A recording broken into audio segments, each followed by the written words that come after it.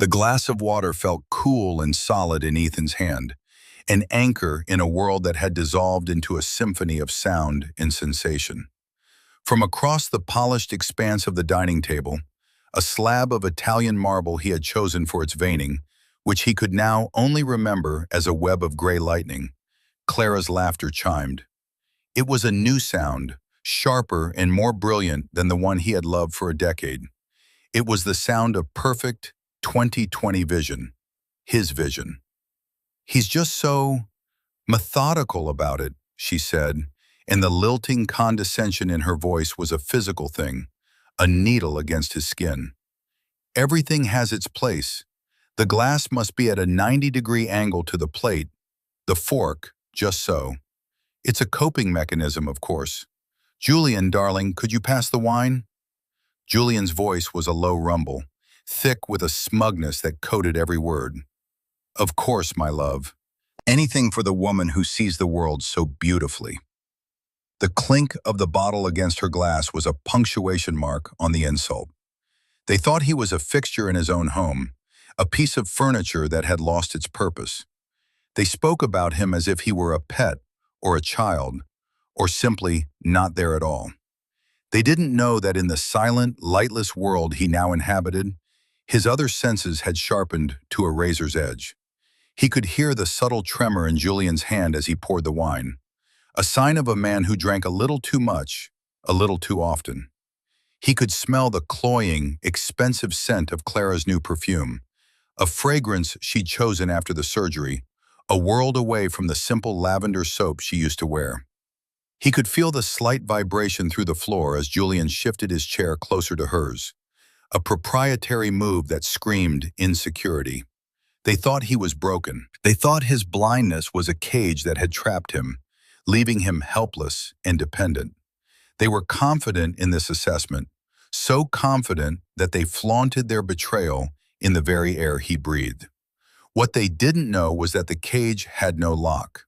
What they didn't understand was that while he had given his wife the corneas that allowed her to see the gleaming surfaces of their life, he had retained ownership of its entire foundation.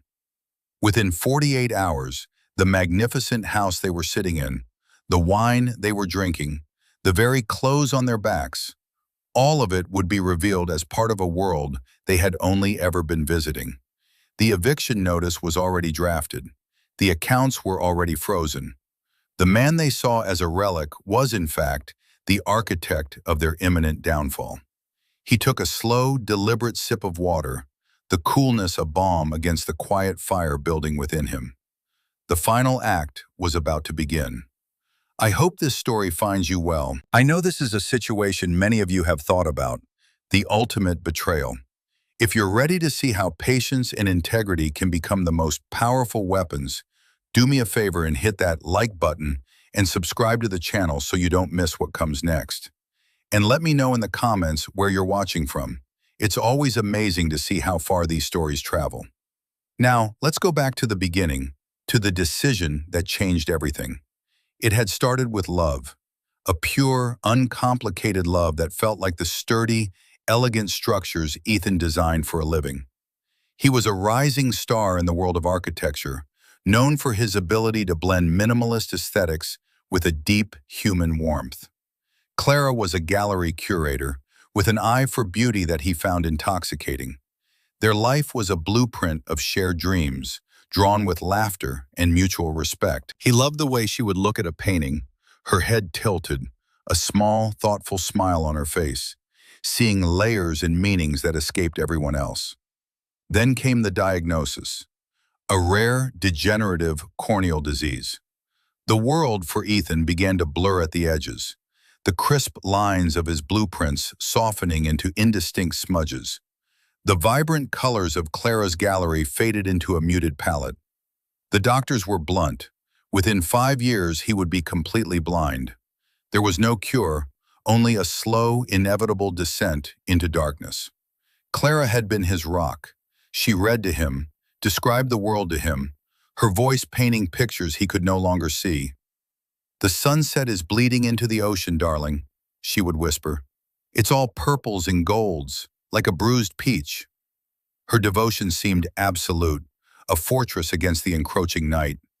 As his world shrank, his love for her expanded, filling every corner of his being. He sold his thriving architectural firm, a decision everyone saw as a tragedy. The official story was that he was liquidating his assets to prepare for a future of dependency. He let them believe it. He let everyone believe he was cashing out for a fraction of the firm's worth. The reality was a closely guarded secret between him and his longtime lawyer and friend, Marcus Thorne. The sale was a monumental success, a figure so large it was almost abstract. It was a golden parachute that could fund 100 lifetimes. The money was funneled into a series of complex, unassailable trusts, with Ethan as the sole trustee. He was no longer just an architect, he was a silent, invisible titan of finance. He did it for Clara.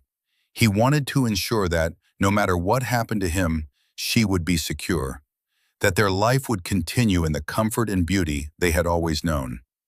Then, a fragile hope emerged. A new experimental procedure, a living donor corneal transplant. The odds were long, the risks high. The perfect donor would need a rare genetic match. As Ethan's world went from blurry to completely black, the search for a donor became desperate. And then the ultimate irony was discovered. The perfect match, the one-in-a-million genetic key that could unlock the world of sight for someone, was Ethan himself. His corneas, while failing him, were perfectly viable for transplantation into another person. He could not receive, but he could give. The decision was instantaneous. There was no one else he would give them to. He would trade his sight for hers. Clara had a less severe but still significant vision impairment from a childhood illness. She could see, but not perfectly. She couldn't drive at night. Fine print was a struggle. For an art curator, it was a professional handicap she bore with grace. For Ethan, giving her the gift of perfect vision felt like the ultimate act of love. It was a way to transfer his strength to her, to let her see the world in all its brilliant detail, even as he retreated from it. "Are you sure, Ethan?" she had asked, her hands trembling as she held his. It's everything. It's your eyes." He had smiled, turning his face toward the sound of her voice. "They're no good to me anymore, my love, but they can be my gift to you. You've been my eyes for so long. Now I can be yours, forever. Let me do this." The surgery was a success. When the bandages came off, Clara's first tearful gasp was one of pure wonder. "The colors," she whispered, looking around the sterile hospital room. I never knew they were so bright." She had looked at Ethan then, her newly clear eyes taking in the man who sat in the chair beside her, his own eyes now permanently closed to the light. She had wept, promising him a lifetime of gratitude, swearing that she would be his guide, his protector, his window to the world he had given her. It was a beautiful promise, and it was the first of many she would break. The change was not immediate. It was a slow erosion, like water wearing away stone. In the first few weeks after the surgery, Clara's gratitude was a palpable force in their home. She read to him with renewed passion, her voice painting vivid landscapes of the novels she consumed. She described the new acquisitions at her gallery with a breathtaking precision he had never heard from her before. "There's a new sculpture, Ethan. It's polished bronze and it catches the light like liquid honey. The artist shaped it to look like a sound wave. Can you imagine?" Ethan would smile, content in his darkness. Her joy was his. Her sight was his vicarious connection to the world of beauty he had once inhabited. He had designed their home with meticulous care, a sprawling, minimalist masterpiece of glass, steel, and white oak. He knew its every line, its every texture. He could navigate it by memory, his hand brushing against the cool, smooth plaster of a wall, or the rough, warm grain of an oak door. He felt he didn't need to see it. He had built it. It was a part of him. But as the weeks turned into months, a subtle shift began. Clara's descriptions became less frequent. Her time at the gallery grew longer. When she was home, she was often on the phone, her voice animated in a way it rarely was with him anymore. She started talking about re-envisioning their space. "Darling," she said one afternoon, her voice coming from the far side of the living room, "this sofa, it's just so gray. I'm craving color, vibrancy. The world is so full of it, and this house feels muted." Ethan's brow furrowed. He remembered choosing that sofa with her. It was a soft, heather gray, the color of a dove's wing. It was meant to be a calming anchor in a room with a 20-foot wall of glass that looked out onto an ancient oak tree. The nature outside was supposed to be the color. "I always thought the view was the vibrant part," he said, his voice mild. There was a pause. "Well, you can't see the view anymore, can you?" The words were not deliberately cruel, but they landed like small, sharp stones.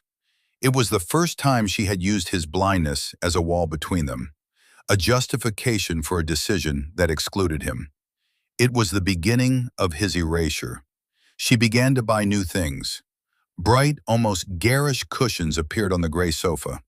A chaotic, multicolored rug was laid over the polished concrete floors he had designed to reflect the subtle shifts of daylight. He knew these things only by her brief, dismissive descriptions, or by the unfamiliar textures beneath his feet and hands. The house was changing, becoming a space that was hers alone. He was becoming a guest in the home he had created. The true turning point, the moment the hairline fracture in their marriage became a chasm, was the arrival of Julian. Clara introduced him as a consultant for the gallery, an art world prodigy with a flair for marketing and a magnetic personality. Ethan first met him through a handshake. Julian's grip was firm, but his palm was slick with a faint moisture. It was the handshake of a man trying too hard. "It's an absolute honor to meet you, Ethan," Julian said, his voice oozing a synthetic sincerity. "Clara has told me so much about your sacrifice, truly noble." Ethan felt a prickle of annoyance at the word sacrifice. It implied loss and victimhood. He had seen it as a gift, an exchange. Julian's framing of it was the first clue that he saw Ethan not as a man, but as a story. A tragic backstory for the brilliant, beautiful woman he was so clearly trying to impress. Julian started spending more and more time at the house. At first, it was for strategy meetings with Clara. Ethan would sit in his study, the sounds of their animated conversation and shared laughter drifting down the hall. They spoke a language of visuals, of color palettes and light, of aesthetics and appearances. It was a language he was no longer fluent in, and they made no effort to translate for him. One evening, he walked into the kitchen, drawn by the smell of coffee. He heard Clara's soft laugh, followed by Julian's low murmur. "It's just that he wouldn't understand," Clara was saying. "How could he? His whole world is shades of gray. I need this, Julian. I need the light." "And you deserve it," Julian replied, his voice closer now. "You were trapped in that gray world with him for too long. It's your time to shine." Ethan froze, his hand on the doorframe. The casual cruelty of it, the dismissal of their entire shared history as a prison from which she had escaped, stole the air from his lungs. He had given her the keys to the world of light, and she had used them to lock him out. He said nothing. He turned, his soft-soled shoes making no sound on the hardwood floor, and retreated back to the silence of his study.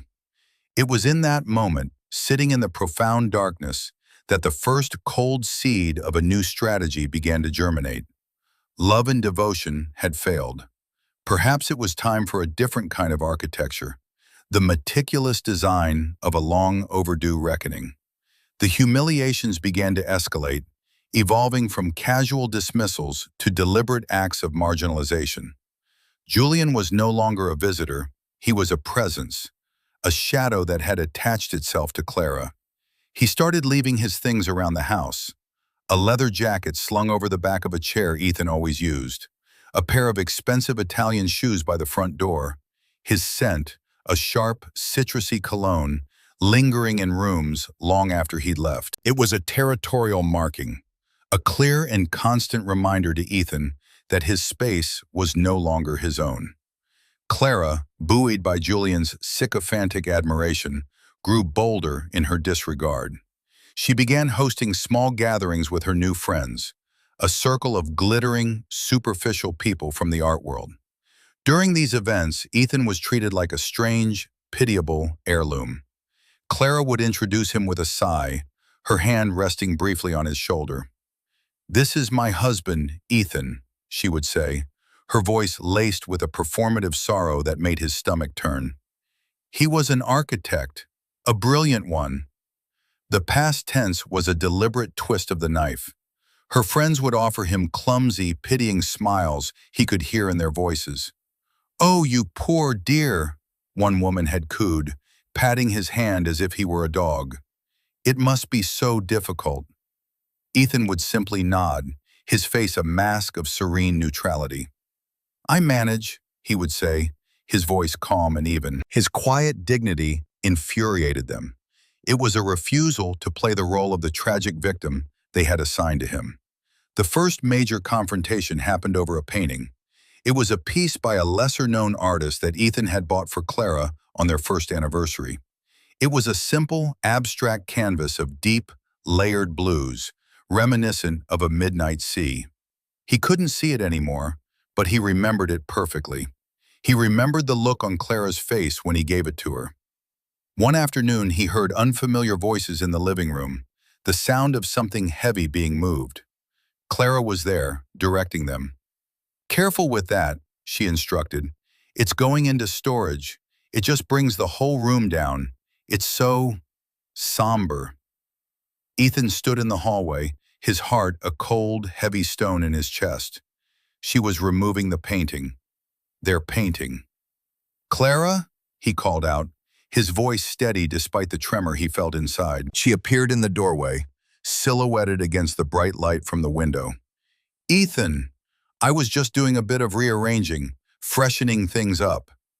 "The blue painting?" he asked. "Oh, that," she said with a dismissive wave of her hand. "It's far too dark for this space." Julian agrees. "We need things that are bright and optimistic. That painting is from another time. Our old life." Our old life. The words hung in the air between them. She was curating their history, removing the pieces that no longer fit her new aesthetic. She was erasing him, memory by memory. "That painting was my gift to you," he said, his voice quiet. "And it was a lovely gift, darling," she replied, her tone patronizing, as if speaking to a child who didn't understand. "But tastes change, people change. You have to understand my world is visual now. I have to surround myself with things that inspire me." She turned back to the movers. "Take it away," she commanded. Ethan retreated to his study. He closed the door, the sound of its latch clicking into place a small, definitive sound in the silent house. He ran his hand along the smooth surface of his desk until his fingers found it. A small, intricately carved wooden box. Inside, nestled on a bed of black velvet, was a single, old-fashioned brass key. It was the key to the private office of his old firm, a space he had retained in the sale, a place no one knew he still had access to. It was his last tangible connection to the man he used to be. He lifted the key, its weight familiar and reassuring in his palm. It was a symbol of the life he had built, the power he had wielded, the success he had earned. Clara and Julian saw him as a powerless man sitting in the dark. They had no idea that he was holding the key to the entire kingdom. He picked up his phone, a specialized model with voice commands and a tactile keypad. "Call Marcus Thorne," he said into the receiver. The phone beeped, and after a few rings, a familiar voice answered. "Ethan, is everything all right?" "Marcus," Ethan said, his voice low and firm. "It's time. I want you to begin the preparations, the Phoenix Protocol." There was a pause on the other end of the line, and then Marcus's voice, now stripped of its casual warmth and filled with a cold professionalism. "Understood, Ethan. Are you certain?" Ethan thought of the blue painting being carried out of his house. He thought of Julian's cologne in his hallways. He thought of Clara's voice, dripping with pity and condescension. "I have never been more certain of anything in my life," he said. The Phoenix Protocol was their code name for it, the complete and total reclamation of his assets. It was a legal strategy they had designed years ago, a fortress of trusts and holding companies that would allow him, with a single command, to reassert control over everything. It was designed for a worst-case scenario. The worst-case scenario had arrived. As he ended the call, he could almost feel the first tremor of the earthquake he was about to unleash. The ground beneath Clara's beautiful, vibrant new world was about to break apart. The weeks that followed were a masterclass in patience. Ethan moved through his days with the same quiet, methodical routine, giving no outward sign of the storm he was gathering.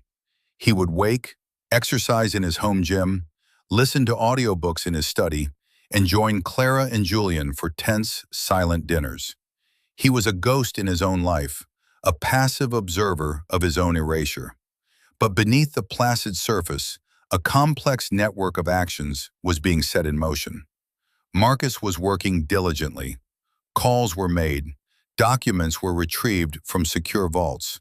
Legal notices were drafted and held, waiting for Ethan's final command. Ethan had several secret meetings, not with Marcus, but with a forensic accountant Marcus had hired. A discreet car would pick him up a block away from his house while Clara was at the gallery. In a sterile downtown office, he would listen as the accountant, a woman named Ms. Albright, with a voice as crisp as new banknotes, detailed Clara's spending. The numbers were staggering. Using credit cards and bank accounts that Ethan had funded, Clara had been living a life of breathtaking extravagance. Couture clothing, jewelry, lavish trips with Julian that were disguised as art-buying expeditions. She was burning through money with the careless abandon of someone who believed the well was infinitely deep. "She has also been attempting to move assets," Ms. Albright reported during their final meeting. "Small amounts transferred into a new account under her name alone. She's testing the waters, Mr. Hayes, trying to see what she can siphon off without triggering any alerts." Ethan nodded slowly. "Let her," he said. "Every transaction is another piece of evidence. Document it all." "We have," Ms. Albright confirmed. "Every receipt, every wire transfer. The paper trail is impeccable." Back at home, the atmosphere grew heavier, more oppressive. Julian's arrogance swelled with each passing day. He had started to treat Ethan with an open, insolent contempt. He would leave his wet towel on the floor of the master bathroom, knowing Ethan might slip. He would forget to tell Ethan that a piece of furniture had been moved, then watch with a smirk as Ethan bumped into it. They were small, petty cruelties designed to reinforce his dominance and Ethan's helplessness. The breaking point came, as it so often does, over something small and deeply personal. Ethan had a collection of architectural models in his study, miniature versions of the buildings he had designed. They were his legacy, crafted with his own hands. He would often run his fingers over them, feeling the familiar lines and curves, remembering the spark of their creation. One evening, he entered his study and the air was wrong. The scent of Julian's cologne was thick in the room. Ethan's hand swept across the large table where he kept his favorite model, the first house he had ever designed, a small, perfect jewel box of a building that had won him his first award. It wasn't there. His heart hammered against his ribs. He moved his hands frantically over the table's surface. It was empty. "Looking for something?" Julian's voice came from the doorway. He was leaning against the frame, a glass of whiskey in his hand. "The model," Ethan said, his voice tight. "Where is it?" "Ah, that," Julian said with a lazy drawl. "Clara was having some people over. We needed the space for drinks. I moved it." "Moved it where?" Julian gestured vaguely with his glass. "It's in the garage, I think, on a shelf somewhere. Don't worry, it's safe." He took a sip of his whiskey. "Honestly, Ethan, it's a bit morbid, isn't it? Keeping all these little models of a life you can't have anymore. It's time to let go of the past, the condescension, the casual desecration of something so meaningful. It was the final straw. This wasn't just about disrespect anymore. This was an attempt to dismantle his identity, to throw his life's work into a dusty corner of a garage. Ethan stood perfectly still, his hands clenched into fists at his sides. He said nothing. His silence was a void, and Julian, unnerved by it, tried to fill it with more bluster. "Look, don't get sentimental about it. It's just wood and glue." Ethan slowly turned his head toward the sound of Julian's voice. In the total darkness of his vision, he imagined the man standing there, smug, handsome, and utterly clueless. He had mistaken patience for weakness. He had mistaken silence for surrender. It was a fatal error in judgment. "Clara is planning a dinner party for Saturday," Ethan said, his voice devoid of all emotion, "for the museum's new donors." Julian was taken aback by the abrupt change of subject. Yes, that's right. A big night for her." "Yes, it is," Ethan said. He could feel the final pieces of the plan clicking into place in his mind. The public humiliation at the dinner party would be the final entry in his list of grievances. It would be the stage upon which the drama would reach its climax. "Please tell Clara I would be delighted to attend. I wouldn't miss it for the world." Julian stared at him, a flicker of confusion crossing his features. He had expected anger, shouting, a pathetic display of impotent rage. Instead, he got this, a calm, almost cheerful acceptance. He shrugged, finishing his whiskey. "Suit yourself," he said, and walked away, leaving Ethan alone in the violated sanctuary of his study. Ethan did not go to the garage to find his model. He didn't need to. He knew that soon, Julian would be the one searching frantically for a place to put his things, and he would find that every door was closed to him. The quiet before the storm had just ended. The first winds of the hurricane were beginning to blow. The night of the dinner party arrived, cloaking the house in a soft, elegant darkness. Inside, however, was a world of brilliant, dazzling light. Clara had spared no expense. The air was thick with the scent of expensive lilies and gourmet food. A string quartet played softly in the corner of the vast living room, and everywhere there were people. They were the city's elite, wealthy patrons of the arts, influential critics, and board members from the museum. Their laughter and chatter filled the space, a shimmering tapestry of sound. Ethan sat in his usual armchair, a solitary island in the swirling sea of the party. He was dressed in a perfectly tailored, dark gray suit, his face a calm, unreadable mask. To the other guests, he was a tragic figure, the blind husband, a somber footnote to Clara's brilliant success story. They would approach him, offer a few perfunctory words of sympathy, and then quickly move on, drawn back to the light and laughter surrounding Clara. Clara was in her element. She moved through the room like a queen, her dress a cascade of shimmering sequins, her newly perfect eyes sparkling with triumph. Julian was constantly at her side, her handsome consort, his hand resting possessively on the small of her back. They were a power couple, the picture of modern success, and they were soaking in the admiration of the crowd. The final public humiliation was more brutal than Ethan could have imagined. It happened during dinner. The guests were seated around the long marble table, the one Ethan had chosen. Clara stood at its head to offer a toast. "I want to thank you all for being here," she began, her voice ringing with confidence. She spoke of the gallery's success, of her vision for the future, of the importance of art in a world that so often forgets beauty. It was a polished, impressive speech. And then she turned it towards him. "I also want to acknowledge someone who has been on this journey with me," she said, her voice softening into that familiar, performative pity. She gestured toward Ethan. "My husband, Ethan. As many of you know, he gave me a gift of unimaginable generosity, the gift of sight." A hush fell over the table. All eyes turned to him. Ethan could feel their collective gaze, a physical weight. "He gave me his eyes," Clara continued, her voice trembling slightly for dramatic effect. And in doing so, he opened up the world for me. But it also meant his own world became smaller, confined. While I have been out building this new life, he has been here, in the quiet, in the dark. It is a sacrifice I can never truly repay. It was a masterpiece of manipulation. She had painted him as a willing martyr to her ambition, a man who had chosen to step aside so she could shine. She was using his greatest act of love as a stepping stone for her own glory, framing it as a sad but necessary price for her success. Julian, sitting beside her, raised his glass.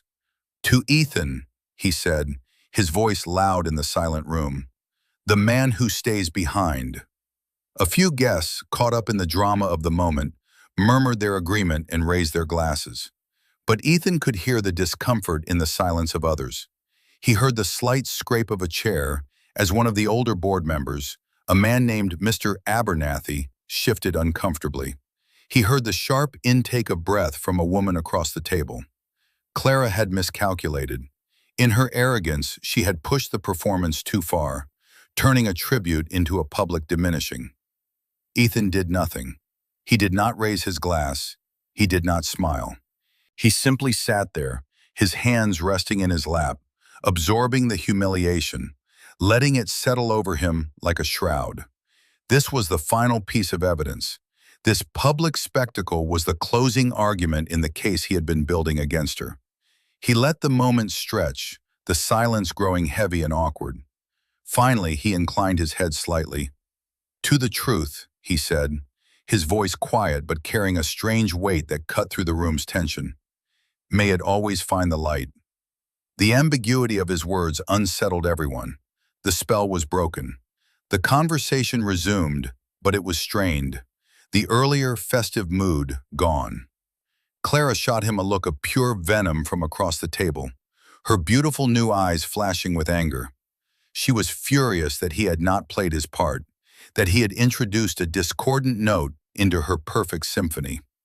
Later, as the guests began to leave, they offered their goodbyes to Ethan with a new, subtle respect. "Mr." Abernathy paused by his chair. "That was a remarkable thing you did, Mr. Hayes," he said, his voice low. "Your wife is a very fortunate woman." The pause before the word fortunate was deliberate, and it told Ethan everything he needed to know. The tide of opinion had already begun to turn. Finally, the last guest departed. The front door closed and the house fell silent, save for the distant clatter of the catering staff cleaning in the kitchen. The string quartet had packed up and gone. It was just the three of them now, Ethan, Clara, and Julian, standing in the wreckage of her triumphant night. The air was thick with unspoken anger. The stage was set. The quiet bomb was about to be dropped. The silence in the house was a living thing. It pressed in on them, heavy with the residue of the party and the unresolved tension of the final toast. Julian was the first to break it, his voice sharp with irritation. "What was that all about, Ethan?" he demanded, striding over to the bar to pour himself a large whiskey. "That little comment at the end. To the truth. You were trying to embarrass her." Clara stood by the massive window, her arms crossed tightly, her sequin dress catching the last of the ambient light, making her shimmer and fracture. "He succeeded," she said, her voice like ice. "Did you hear Abernathy? The way he spoke to me on his way out? You made me look like a monster. After everything I've done to build this night." Ethan remained seated in his armchair, a figure of stillness in the center of their storm. He took a slow, deep breath, savoring the clean, quiet air now that the cloying perfumes and forced laughter had dissipated. "A monster?" he repeated, his voice calm and measured. "That's a strong word, Clara. I would have chosen ungrateful." The word landed with a soft thud in the cavernous room. It was the first shot fired. Clara spun around, her face a mask of indignation. "Ungrateful? I have thanked you for your gift every single day. I have acknowledged your sacrifice to everyone we know. I built a shrine to your generosity tonight.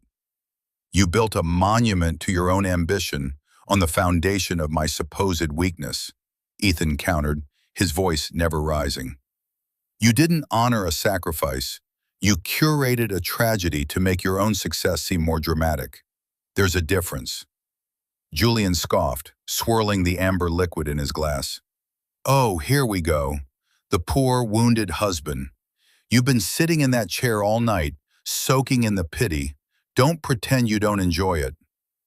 Ethan turned his head slowly toward the sound of Julian's voice. Pity is a currency for the powerless, Julian. I have never had any use for it, and you have mistaken my silence for weakness. Many people do. It's a convenient assumption for those who have something to hide. The accusation hung in the air, pointed and precise. Clara's breath hitched. What is that supposed to mean? It means, Ethan said, finally pushing himself to his feet, that this performance is over. He began to walk, not with the hesitant, shuffling steps they were used to, but with a confident, purposeful stride. He moved toward the wall-mounted control panel for the house's integrated systems, his hand finding it with unerring accuracy. What are you doing? Clara asked, a note of genuine confusion in her voice. With a few deft taps on the screen, a sequence of commands he knew by heart, a tactile map burned into his memory, the house began to transform.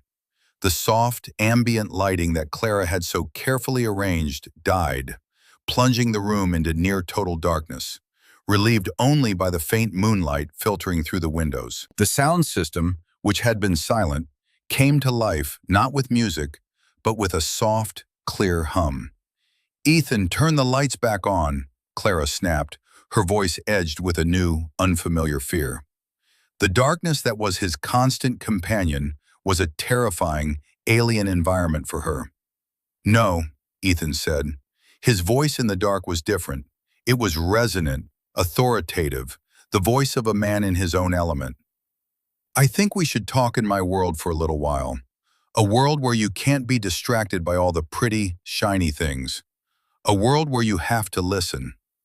He walked to the center of the room, his form a dark silhouette against the window. You talked tonight about my world becoming smaller. You were wrong. It just became clearer. When you can't see, you learn to notice other things. Inconsistencies, lies. For example, the way your voice changes when you speak to Julian on the phone, a tone you haven't used with me in over a year. This is ridiculous, Julian blustered from the direction of the bar, his voice lacking its earlier confidence. You're just jealous. Or the smell of your perfume, Ethan continued, ignoring him. The one you wear now. You told me it was a gift from a client, but the receipt from the boutique, paid for with the supplemental card from my account, showed up in the monthly statement. The statement you thought I couldn't read. You seem to forget, Clara, that I have people who can read for me. This was the quiet bomb, the first devastating revelation that his helplessness was an illusion. A profound silence followed, broken only by the hum of the electronics. Clara was speechless. She had been so certain of her impunity, so sure that his blindness was a shield for her deceit. The credit card statements? She finally stammered, her voice a thin whisper. You've been checking them? Checking them? Clara, I receive a full forensic analysis of our finances every Friday afternoon, Ethan said, his voice as calm as if he were discussing the weather. I know about the hotel in Paris you booked for your art-buying trip, the one with 2 adjoining rooms. I know about the jewelry you bought, the pieces you keep in a safety deposit box you opened last month. I know about the small, regular transfers you've been making to an account in your name, testing the waters. I know everything. Each sentence was a hammer blow, dismantling the edifice of her new life, brick by brick. In the darkness, stripped of her visual confidence, she was adrift. She was beginning to understand that the man she had dismissed as a relic was, and had always been, the one in control. The game she thought she was winning was a game he had invented, and he had just changed all the rules. The weight of his words settled into the dark room, suffocating the last of Clara's defiant anger and replacing it with a creeping, chilling dread. Julian, for his part, was utterly silent. The predator had suddenly found himself in a cage with a creature he had completely misunderstood. "How?" Clara whispered, the single word a confession of everything he had just laid bare. "How could you know all that?" Ethan took a step toward the sound of her voice. "Because you made a critical error in judgment, both of you. You assessed my worth based on what you could see. A blind man, a dependent, a relic of a past life. You never once stopped to consider the man I was before I lost my sight. The man who built a multi-million-dollar architectural firm from nothing. The man who designed and executed complex projects all over the world. Did you really think that man would simply disappear? That he would sell his life's work for a pittance and meekly retire into the darkness?"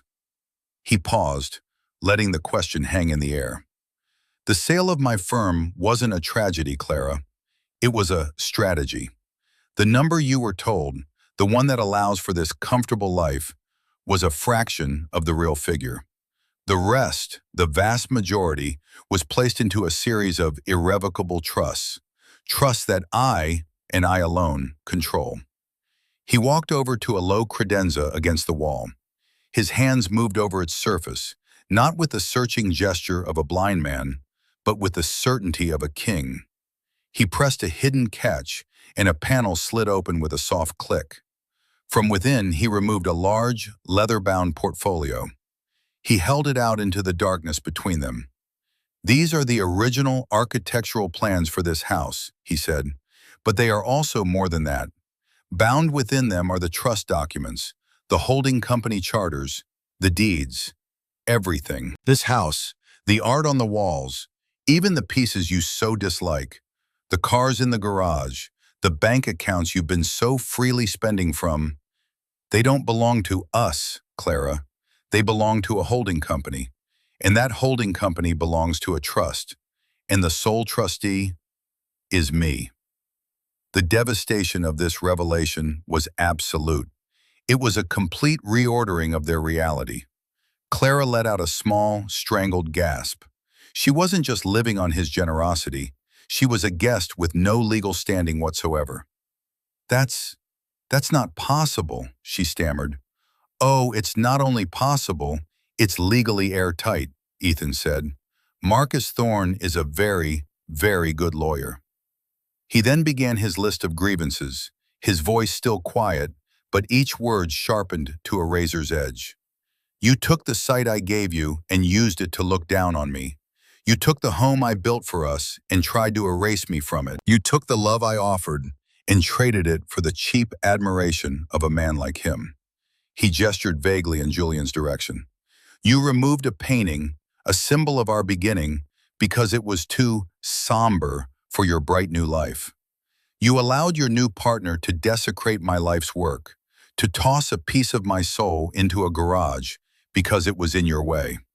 You stood in this room tonight in front of our friends and colleagues, and you used my love for you as a prop in the theater of your own success, painting me as a pathetic creature left behind in the dark."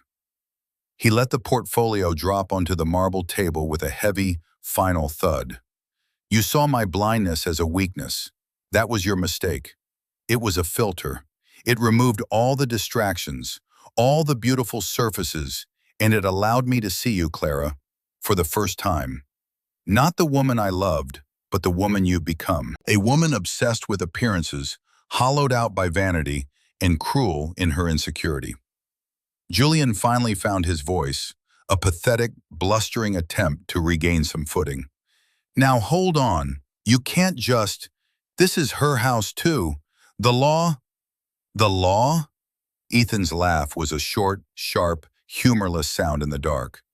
"You want to talk about the law, Julian? Let's talk about the charges of embezzlement I could file against Clara for misappropriating company funds for personal use. Let's talk about the civil suit I could file against you for conspiracy to defraud. Your name is on the receipts for the trip to Paris, on the hotel bookings. You are an accessory. You are complicit in every single transaction. You thought you were seducing a wealthy woman. In reality, you were making yourself the co-defendant in a federal fraud case. The color drained from Julian's face. The mention of federal charges, of complicity, of a paper trail that led directly to him, shattered his smug composure. He looked from Ethan to Clara, his eyes wide with panic. He had hitched his wagon to a star, only to find it was a meteor plummeting to Earth. "I had no idea," Julian stammered, already beginning to distance himself. "Clara told me everything was fine, that the money was hers." "And you believed her," Ethan said, his voice laced with contempt. "Because it was convenient, because you saw an opportunity. You are a parasite, Julian, and the host is about to be removed." With another tap on the control panel, the lights came back on. Not the soft, ambient lighting from before, but the bright, clean, uncompromising utility lights used by the cleaning staff. The room was stripped of all its artifice, all its shadows. In the harsh, clinical glare, Clara and Julian looked small and exposed. Her sequin dress looked cheap, his expensive suit rumpled.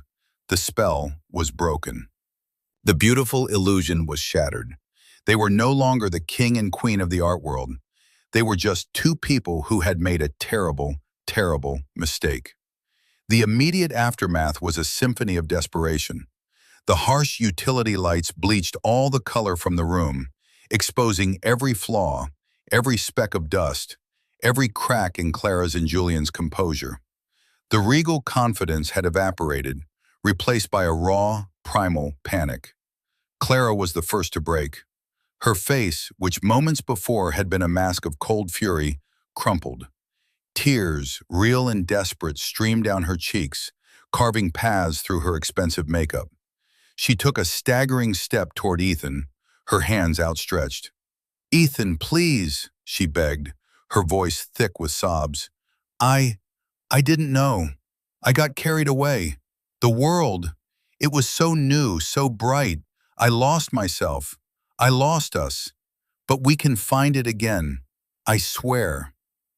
Ethan stood perfectly still, his face impassive. He was the moral mirror she could not avoid. "You didn't lose yourself, Clara. You found yourself. This is who you are when you think no one is holding you accountable. This is your true nature." "No," she cried. "It's not. It was him." She pointed a trembling, accusing finger at Julian. "He poisoned me. He filled my head with ideas, telling me I deserved more, that you were holding me back. He twisted everything." Julian, who had been frozen in a state of shock, recoiled as if struck. "Me? You were the one who complained about him constantly. You were the one who said you felt trapped. I was just agreeing with you. I was supporting you." The pathetic spectacle of them turning on each other had begun. It was exactly as Ethan had predicted. Their alliance, built on a foundation of mutual opportunism, crumbled at the first sign of real trouble. "You are both responsible," Ethan stated, his voice cutting through their frantic accusations. "You, Clara, for the betrayal, and you, Julian, for being the vulture who fed on it." He turned his head toward Julian. "You will leave this house tonight. You will take nothing with you but the clothes you are wearing. If you attempt to contact Clara or myself again, if you so much as send a text message, Marcus will file the fraud charges with the district attorney's office tomorrow morning. The evidence against you is, as Ms. Albright would say, impeccable. Am I understood?" Julian's face was a mess of fear and fury. He looked at Clara, expecting her to defend him, to fight for him. But Clara was looking only at Ethan, her eyes wide with a desperate, pleading hope. She had already cast him aside. Seeing no support, no way out, Julian's shoulders slumped in defeat. He gave Ethan a look of pure, undiluted hatred, then turned without a word and walked toward the front door. The sound of it closing behind him was a definitive, resounding end to that chapter. Now, it was just him and Clara. The room felt impossibly large, the silence between them vast. She sank to her knees, her sequin dress pooling around her on the floor like a puddle of spilled oil. She was weeping openly now, all artifice gone. "Ethan, don't do this," she pleaded, crawling the few feet toward him until she could grasp the hem of his trousers. "This is our home, our life. We built it together. Don't throw it all away because I made a mistake. A terrible, horrible mistake. I love you. I have always loved you." Ethan looked down at the sound of her voice, at the place where she was kneeling at his feet. The woman who had looked down on him, who had treated him with pity and condescension, was now prostrate before him. The reversal of fortune was absolute, but he felt no triumph, only a deep, profound sadness. "Did you love me when you were booking a hotel in Paris with him?" he asked, his voice quiet. "Did you love me when you sold the painting I gave you? Did you love me tonight, when you described me to a room full of people as a man left behind in the dark?" "I was wrong," she sobbed. "I was foolish and vain and stupid, but I can change. I will change. I'll fire Julian. I'll sell all these new things. We can go back to how it was. Please, Ethan, give me another chance, for the love we had." "The love we had is gone, Clara," he said softly. "You destroyed it. You took a priceless thing and treated it like it was disposable." He gently extricated his leg from her grasp. "This is not about revenge. This is about consequences. You wanted a life of pure aesthetics, a life built on beautiful surfaces. Well, now you have it. You have your perfect vision. You have your appreciation for color and light. But that is all you will have." As if on cue, the doorbell rang. Its clear, simple chime cut through the emotional chaos of the room. Clara looked up, startled. Ethan didn't react. He had been expecting it. He walked to the door and opened it. Standing on the doorstep was Marcus Thorne, his lawyer. He was dressed in a crisp suit, holding a leather briefcase. His face was grim and professional. He was the unexpected ally, arriving at the critical moment to execute the final phase of the plan. "Marcus," Ethan said, "thank you for coming." "Ethan," Marcus replied, stepping inside. He glanced at the distraught, kneeling figure of Clara, then back at Ethan, his expression unreadable. "Everything is ready." Clara stared at Marcus, comprehension dawning in her tear-filled eyes. This wasn't just an angry outburst from Ethan. This was a planned, calculated, legal maneuver. She had not just been defeated, she had been outmaneuvered, outthought, and utterly vanquished. The architect had designed her ruin with the same meticulous precision he had used to design their home. The week that followed was a quiet, methodical dismantling.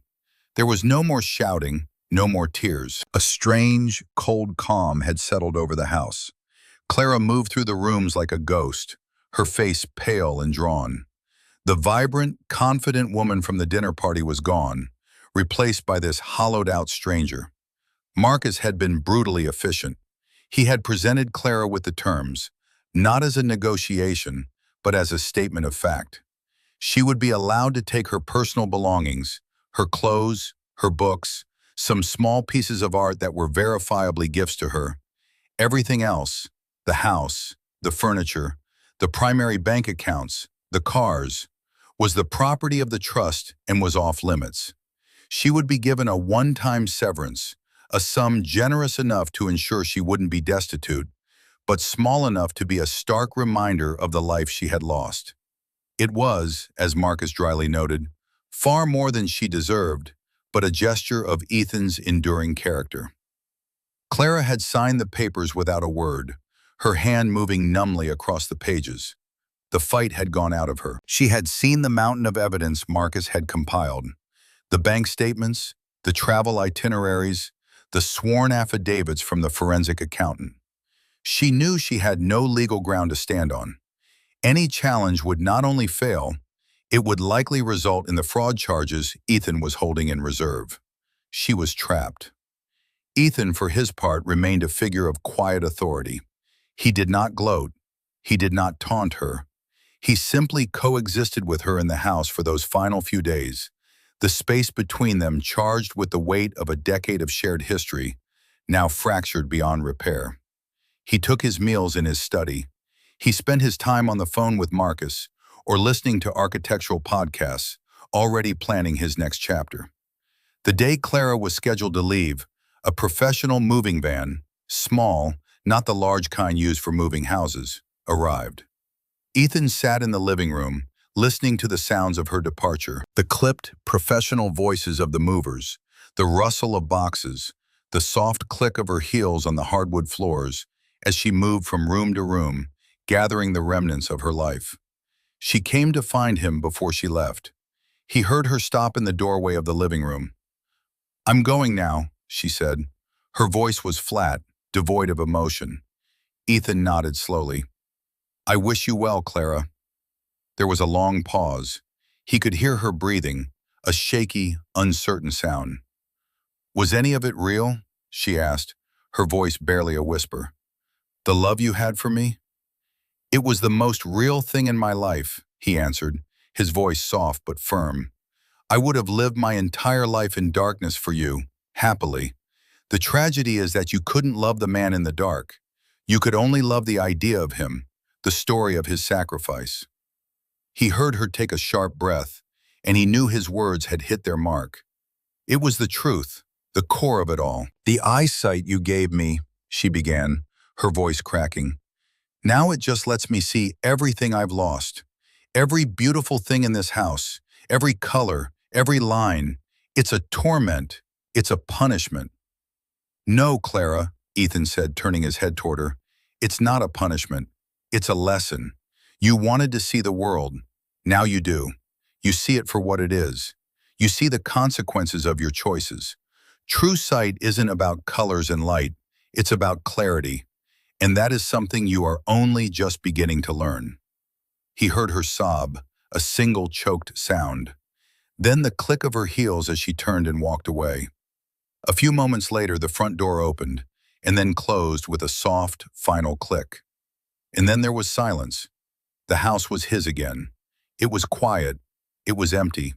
But for the first time in a very long time, it was peaceful. He sat in the stillness, a man who had lost his sight but had, in the end, regained his vision. The foundation was clear. It was time to build something new. Months passed. The seasons turned. The harsh glare of summer softened into the golden melancholy of autumn.